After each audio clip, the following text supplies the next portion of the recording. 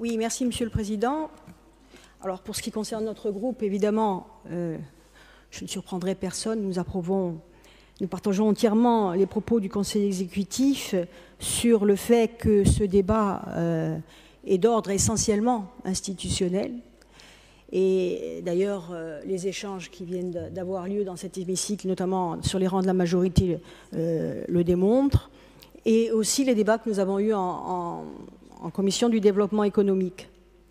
Juste une petite aparté en clin d'œil à Marité, si j'ai évoqué la loi SRU d'il y a 20 ans, c'est simplement en réponse à des propos qui ont été tenus en commission de développement économique sur le fait que c'est la faute au PADUC si les PLU ne sont pas approuvés ou voilà. Donc j'ai rappelé quand même que bien de façon antérieure au PADUC, une loi avait été adoptée pour demander la mise en œuvre de ces PLU, que ça prend du temps.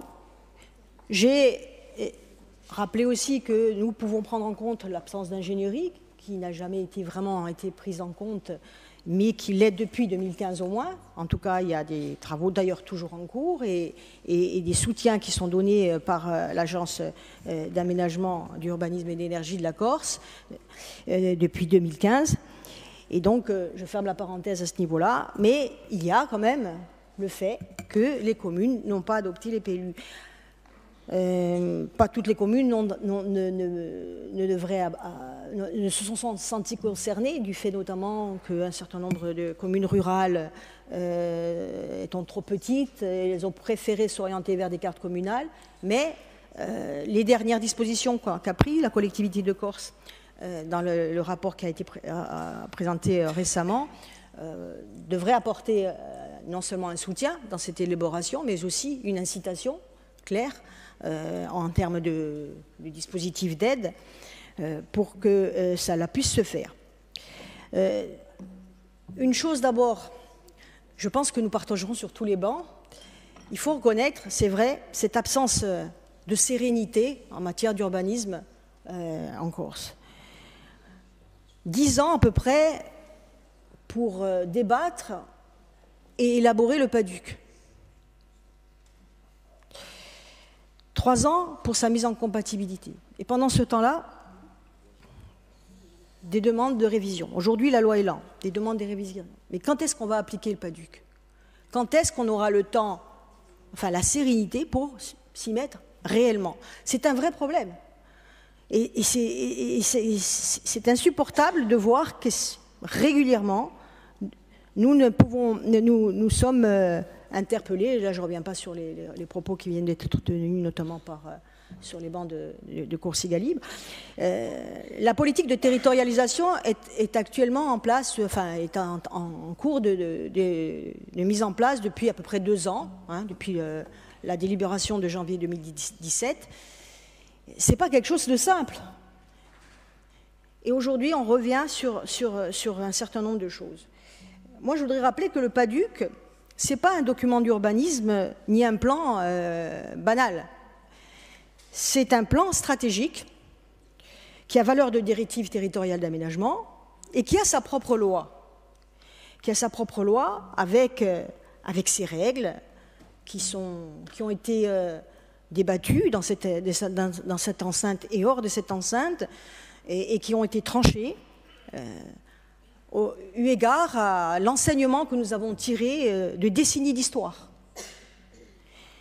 C'est aussi un document qui comporte des cartographies, notamment sur la destination des sols, et un certain nombre de critères pour inciter justement à la mise en place des documents d'urbanisme, par exemple, etc. Donc aujourd'hui, revenir sur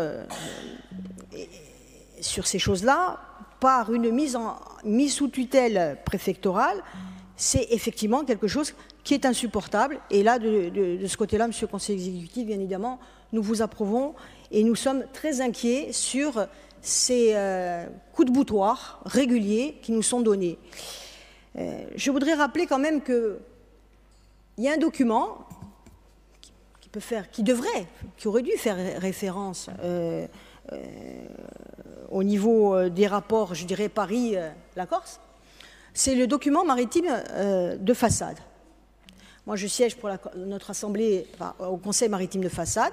Première des choses que nous avons fait, parce que c'est quand même un document très important, c'est un document stratégique à l'échelle de toute la façade méditerranéenne, nous avons demandé, bien évidemment, que dans l'élaboration de ce document maritime de façade qui se fait à l'échelle nationale, eh bien, puisse être pris en compte le PADUC et notamment son schéma de mise en valeur de la mer.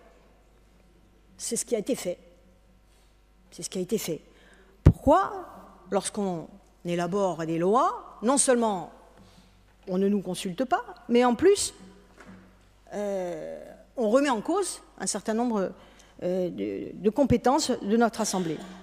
Moi, je pense que nous pensons au niveau du groupe que le seul débat qui vaille aujourd'hui, c'est la possibilité législative à octroyer à la Corse de s'adapter aux règles et aux lois, aux règlements et aux lois qui sont prises dans le cadre national et pour lesquelles nous ne sommes pas consultés, alors que ça nous concerne. Et qui plus est, ça nous affecte. Donc je pense qu'il y a aujourd'hui, le débat d'aujourd'hui, effectivement, il est d'ordre stratégique et institutionnel. Et il démontre une chose, c'est qu'il faut beaucoup plus d'autonomie interne pour la Corse. Il faut que nous puissions avoir la possibilité d'adapter ces lois qui nous sont imposées. Parce que pendant ce temps où nous n'appliquons pas le PADUC, qui, je le rappelle, est la loi que nous, Corses, nous sommes donnés en intervenant, par exemple, au moment de l'élaboration même de la loi PADUC sur un certain nombre de critères. Pendant ce temps, l'urbanisation, elle avance. Elle avance toujours de manière anarchique, et c'est bien là qu'est le problème. Et elle avance sur les plus belles terres de potentialité agricole. Elle avance sur les zones littorales. Et donc, il y a donc comment dirais, c'est à nous d'en faire état auprès de l'État. Pour conclure, je pense que l'Assemblée de Corse, oui, puisqu'elle se l'est donnée dans le cadre de la loi PADUC, révisera son PADUC. Mais c'est à elle et à elle seule d'en juger de la nécessité en termes d'agenda, en termes aussi des points sur lesquels elle doit être révisée. Voilà. Donc l'Assemblée de Corse, lorsqu'elle l'estimera nécessaire, et sur les points qu'elle estimera nécessaires, entamera cette révision du PADUC. En attendant, je pense que l'urgence, c'est son application pleine et entière, notamment dans l'élaboration des documents d'urbanisme, notamment dans sa politique de territorialisation, parce qu'il n'y a pas que des questions d'urbanisation. Oui, on est d'accord. Il n'y a pas que des questions d'urbanisation dans ce PADUC. Il y a un certain nombre de choses aussi qu'il nous faut projeter. Donc, encore une fois, notre groupe votera votre rapport, Monsieur le Président, et il faut rester... Nous en appelons à la vigilance pour la suite, parce que, effectivement, les informations qui nous reviennent et les éclairages qui nous sont donnés à travers de tels rapports, de telles les lois comme la loi Elan, eh bien, ça démontre qu'il nous faut être très vigilants et très solidaires dans le fait qu'on remet en cause nos compétences et qu'il ne faut pas, pour cela, ce qu'il ne faut pas accepter. Voilà, merci.